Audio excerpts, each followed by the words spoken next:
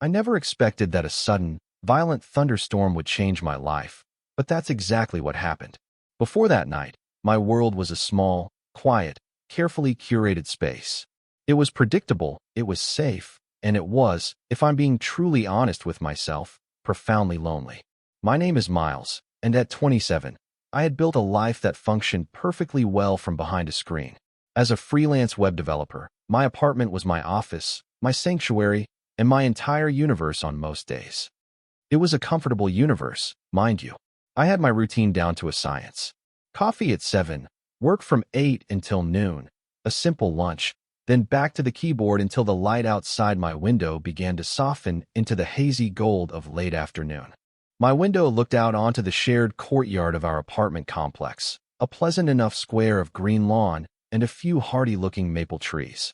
But more importantly, my front door faced apartment 3B, which was the home of Caleb. Let me take you back. Caleb had moved in about 6 months prior, and in that time, he had become the unscheduled, unpredictable, and utterly captivating highlight of my very scheduled life. He was a landscape contractor, a job that seemed almost mythical to someone like me, who considered repotting a succulent a major outdoor adventure.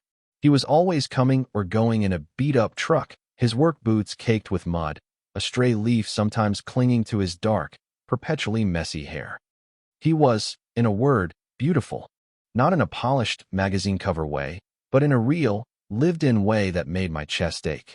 He had broad shoulders and strong hands, and a smile that seemed to light up the whole dimly lit hallway when he'd offer me a friendly, "Hey, man," as we passed each other.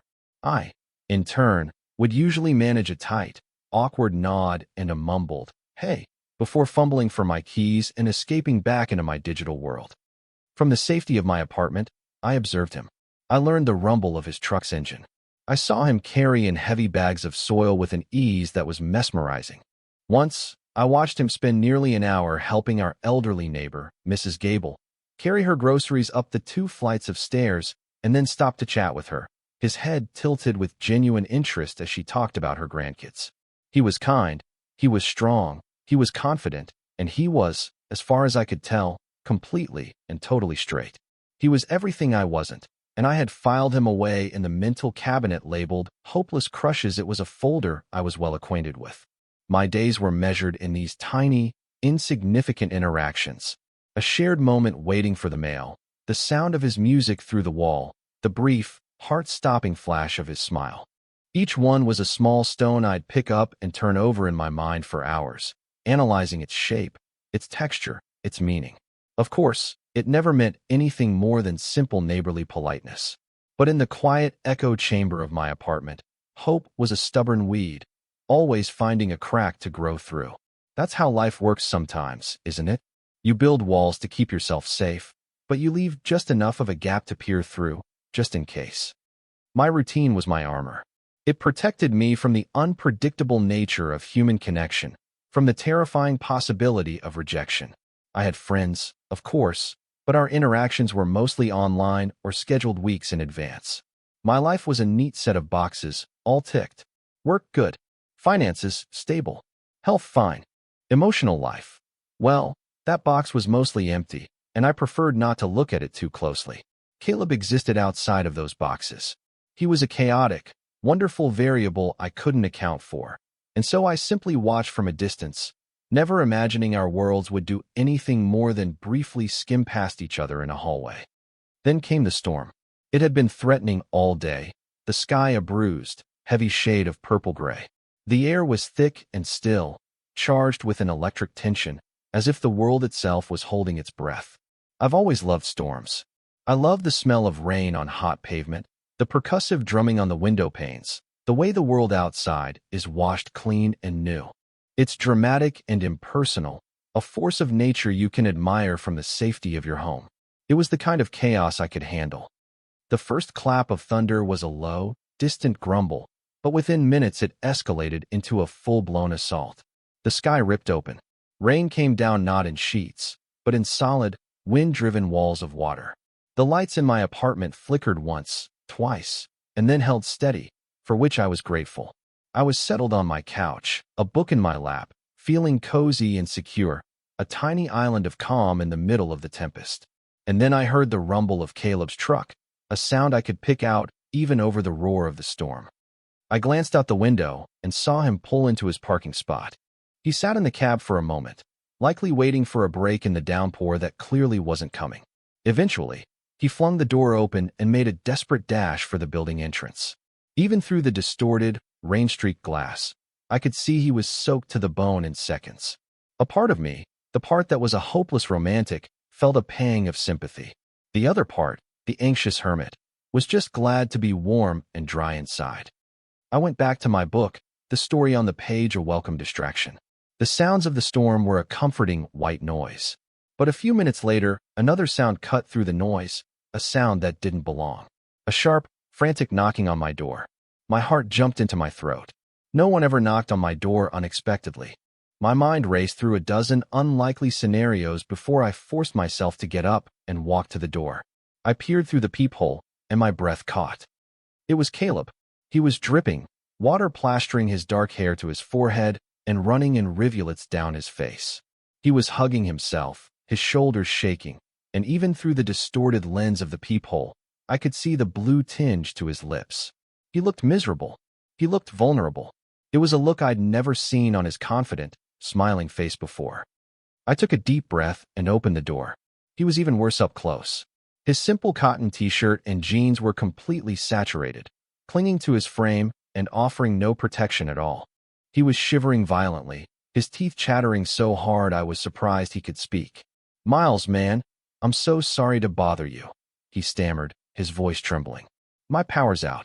I think a breaker blew or something when the storm hit. My place is freezing, and I just got caught in that. It's colder than it looks." My mind, usually so quick with code and logic, went completely blank. Caleb was standing on my doorstep, soaked and freezing, asking for help. The carefully constructed wall between my world and his had just been washed away by the rain. Yeah, of course. Come in," I said, my voice sounding distant and thin. It was the most I'd ever said to him at one time. He gave me a grateful, watery smile and stepped inside, immediately creating a puddle on my welcome mat. "Thanks. Seriously, I feel like an idiot." He was trying to sound casual, but the tremors running through his body betrayed him. He looked around my small, tidy living room, his gaze lingering for a moment on the bookshelf packed with sci-fi novels and design theory textbooks. For a second, I felt intensely self-conscious, as if my entire personality was on display and being judged. "Don't worry about it," I managed, finding my voice again. "You need to get out of those wet clothes. You're going to get sick." The words came out before I could think about their implication. The implication of Caleb taking his clothes off in my apartment. My brain short-circuited again. He just nodded, his shivering too intense to argue. "You got a towel?" I rushed to the linen closet and grabbed the biggest, fluffiest towel I owned, along with a pair of my gray sweatpants and an old, soft hoodie. They would probably be too short on his taller frame, but it was better than nothing. I handed them to him, our fingers brushing for a fraction of a second. His skin was ice cold. The brief contact sent a jolt through me that had nothing to do with the storm. "The bathroom's just there," I said, pointing. "Take your time. Get warmed up." He disappeared into the bathroom, and I was left standing in my living room, my heart hammering against my ribs. Caleb was in my apartment. Caleb was in my shower. The sheer improbability of the situation was staggering. The storm raged outside, but a much more personal and terrifying storm was brewing right inside my chest. This was not part of the routine. This was not in any of the boxes. This was real, and it was happening now. I busied myself making tea, partly to have something to do with my shaking hands, and partly because it seemed like the right thing to do. I listened to the sound of the shower running, a strangely intimate noise in the quiet of my home. The air filled with the scent of my soap and shampoo, mingling with the earthy smell of rain that clung to Caleb. It was an unexpectedly domestic moment, and it felt both wonderful and deeply unsettling. When he came out of the bathroom, the transformation was startling. His hair was damp and tousled, and he was wrapped in my clothes. The sweatpants were, as I predicted, a little too short, ending a few inches above his ankles, and the hoodie was snug across his chest and shoulders. But he was no longer shivering, and some of the color had returned to his face. He looked soft. All the rugged, outdoorsy edges had been smoothed away, leaving something quieter and more approachable. "Thanks, Miles. I feel human again," he said, his voice stronger now. He ran a hand through his hair, a gesture that was unconsciously charming. "And sorry about your clothes. They're, comfortable." A small, self-deprecating smile played on his lips.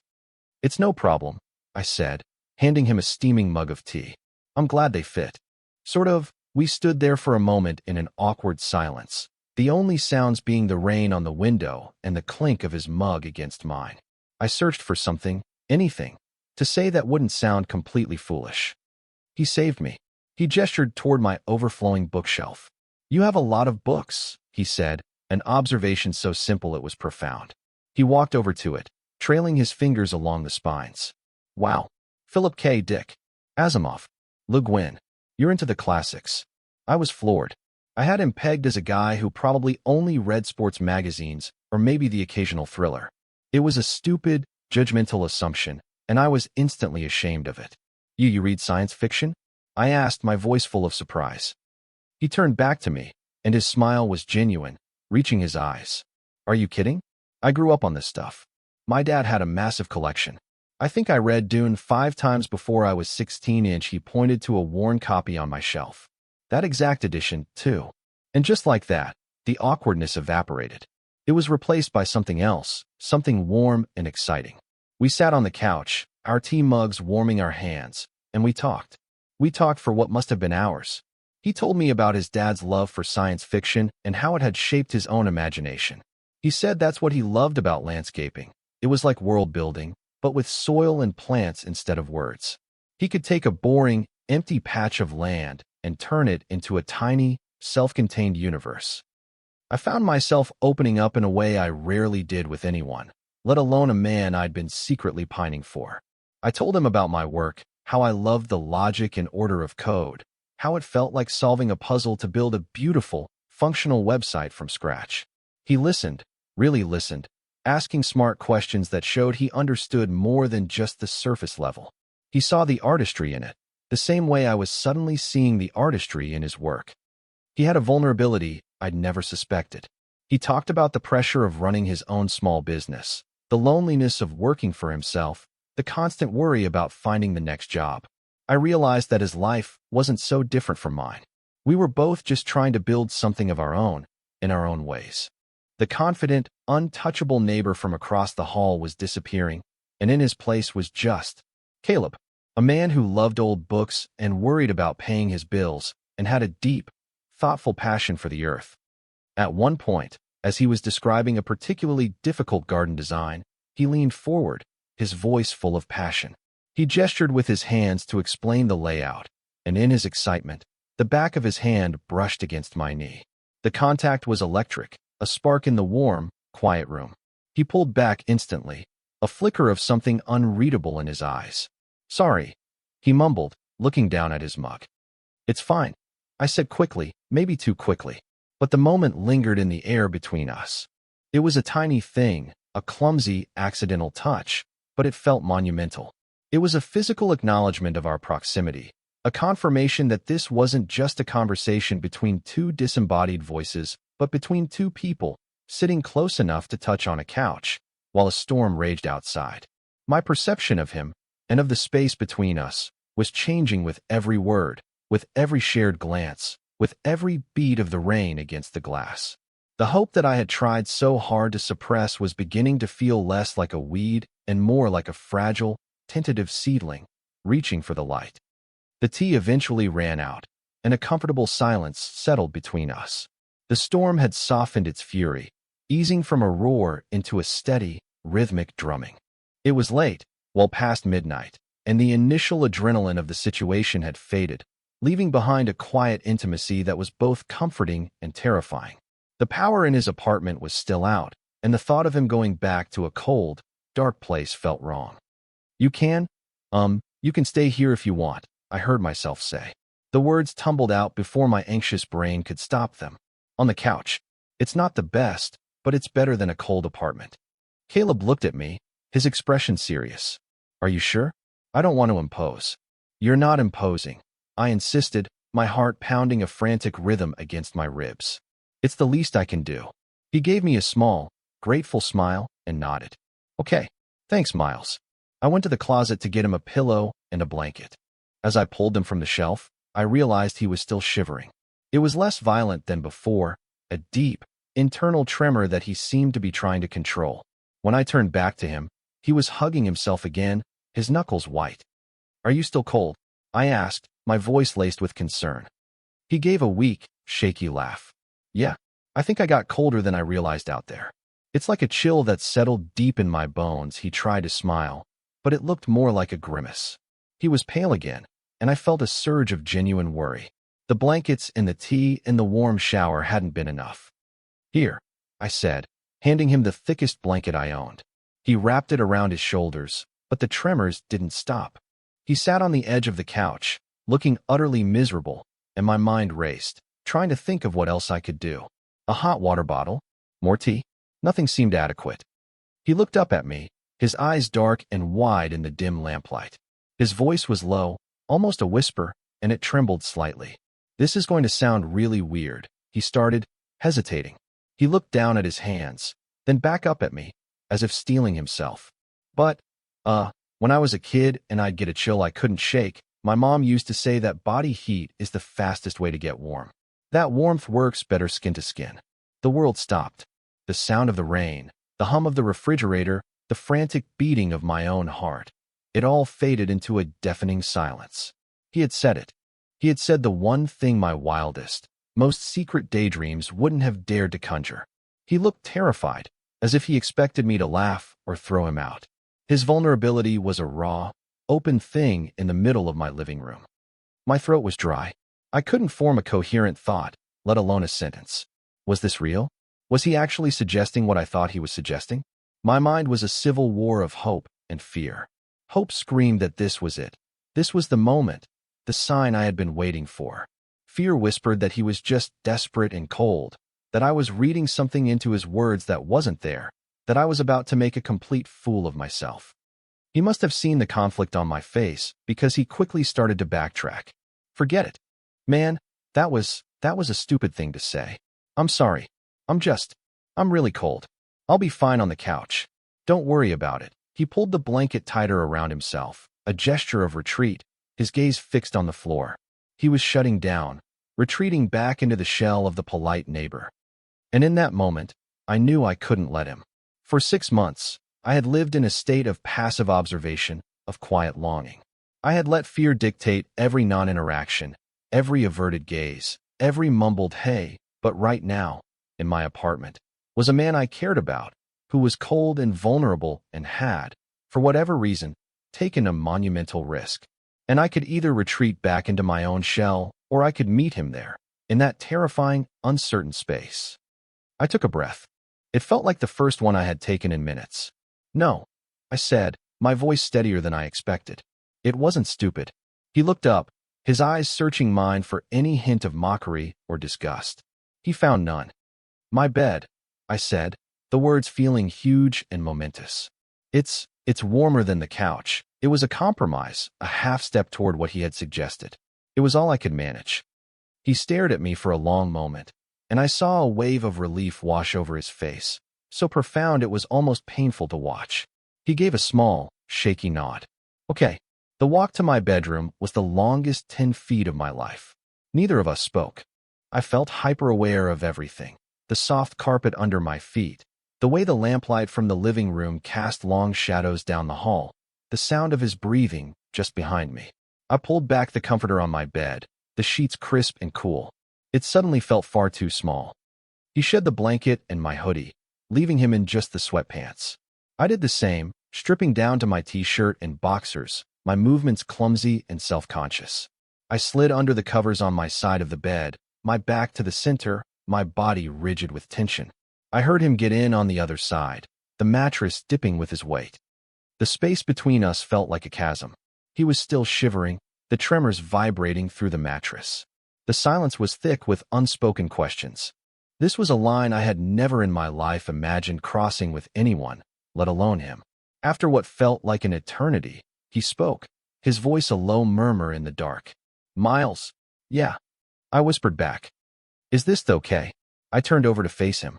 In the faint light filtering in from the street, I could just make out the shape of his face, the worried set of his brow. And I knew that fear had held me back for long enough. Yeah, I said, my voice soft but sure. It's okay. And then I did the bravest thing I have ever done. I closed the distance between us, moving across the mattress until my chest was pressed against his back. The cold coming off his skin was shocking, a deep, penetrating chill that seeped through my t-shirt. He flinched at the initial contact, his muscles tensing, but then he let out a long, shuddering sigh and relaxed into me, melting back against my warmth. I wrapped my arms around him, pulling him closer, my body instinctively trying to share its heat. His skin was like marble, but slowly, so slowly, I could feel the chill begin to recede. His shivers gradually subsided, replaced by the steady, even rhythm of his breathing. He was asleep within minutes, his body pliant and trusting in my arms. I lay there for hours, wide awake, holding him, the storm outside forgotten, my world completely and irrevocably changed. The next morning, I woke up alone. For a disoriented moment, I thought I had dreamed the entire thing. But the indentation on the pillow next to me was real, and the faint, lingering scent of him on my sheets was undeniable. I got out of bed and walked into the living room. My gray hoodie and sweatpants were folded neatly on the arm of the couch. On top of them was a small, folded piece of paper. My heart hammered in my chest as I picked it up. The note was simple, written in a surprisingly neat script. Thank you for everything. Your power is back on, that was it. No see you later, no we should talk, just a polite, devastatingly final-sounding sign-off. The hope that had soared so high the night before came crashing down, leaving a hollow ache in its place. But here's the thing. I replayed every second of the night before. His words, his shivering, the look in his eyes when he asked if it was okay, the way he had relaxed into my arms, the complete and total trust in that gesture. It couldn't have been just about being cold, could it? My mind became a battleground. One side argued that I was a fool, a convenience. He was cold, I was warm, and that was the entire transaction. The other side, the smaller, more hopeful side, insisted that there was more, that no one asks for that level of intimacy unless they are seeking more than just warmth. The next few days were excruciating. The casual, friendly ease of our hallway encounters was gone, replaced by a thick, suffocating awkwardness. The first time I saw him, he was heading out to his truck as I was getting the mail. Our eyes met for a split second, and I saw a flash of panic in his before he looked away. He gave me a tight, barely audible, "Hey," and practically jogged to his truck. He didn't look back. It was worse than before. Before, there was a comfortable distance, the easy dynamic of neighbors who didn't know each other. Now, there was a chasm of unspoken things between us. Every time I heard his door open or the rumble of his truck, my stomach twisted into a knot. I found myself avoiding the hallway, waiting until I was sure he was gone before I'd leave my apartment.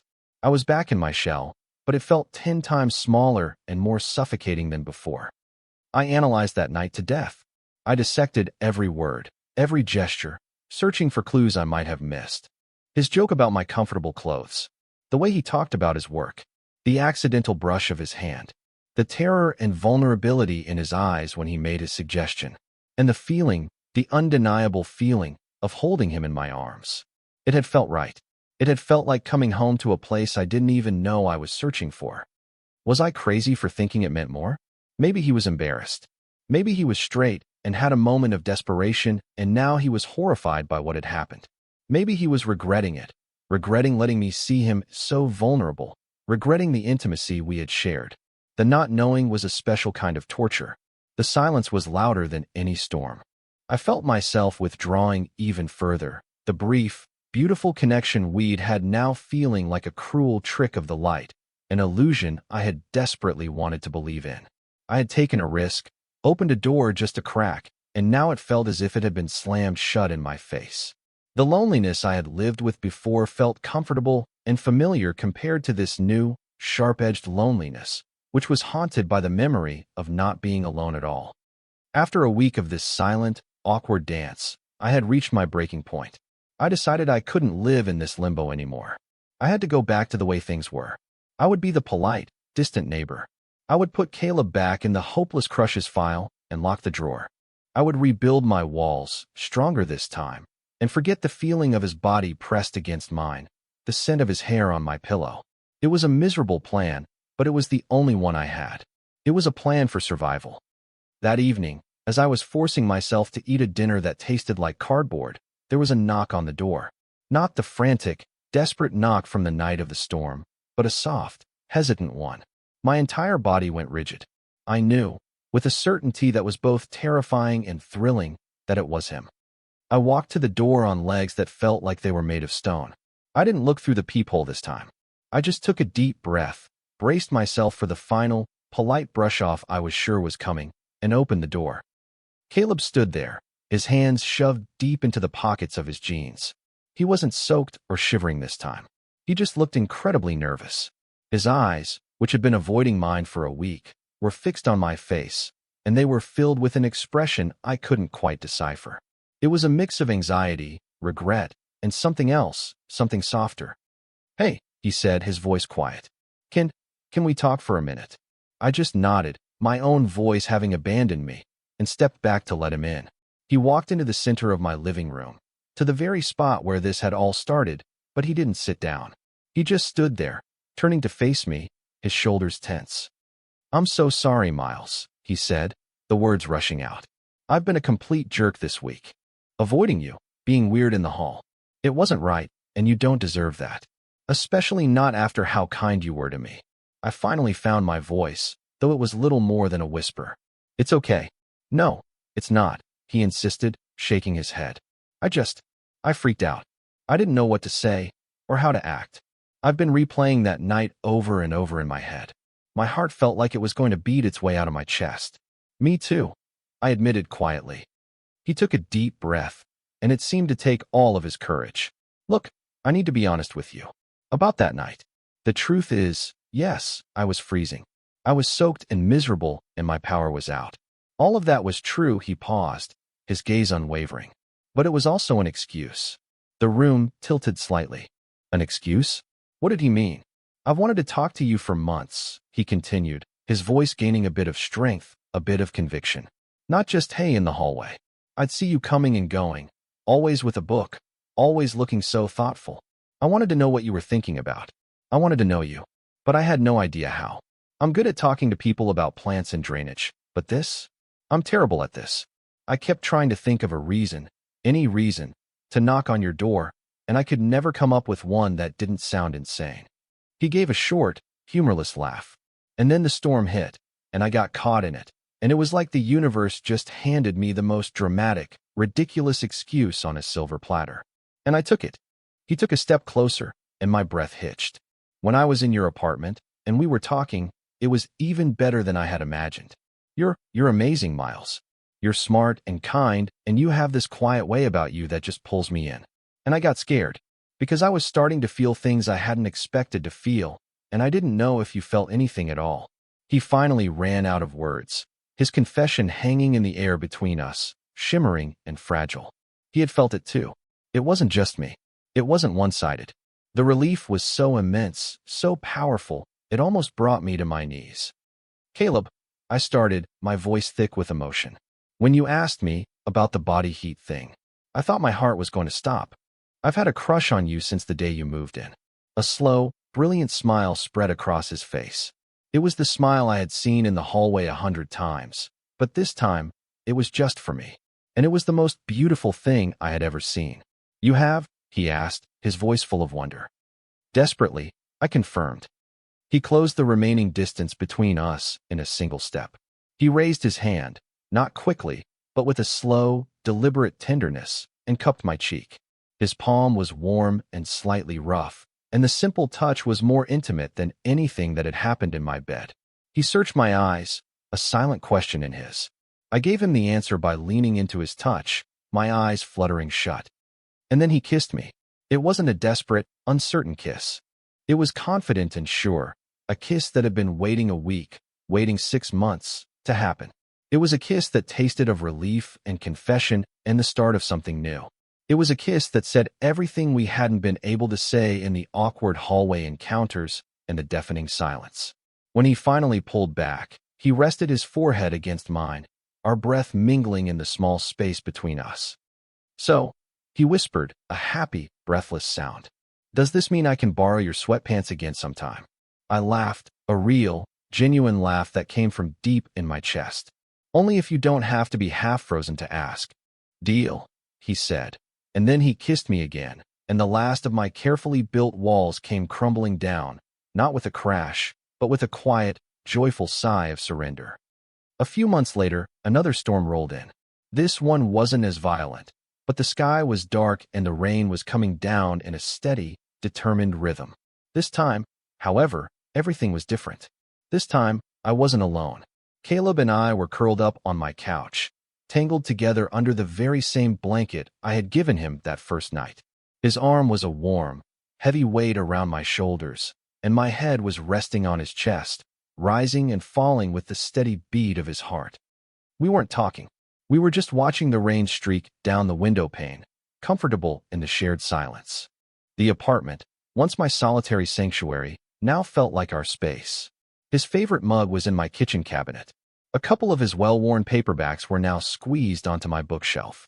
A pair of his muddy work boots sat unapologetically next to my clean sneakers by the door. My neat, orderly world had been beautifully, wonderfully disrupted. He shifted slightly, his fingers tracing lazy patterns on my arm.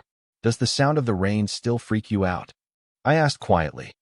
He chuckled, the vibration rumbling through his chest and into my ear.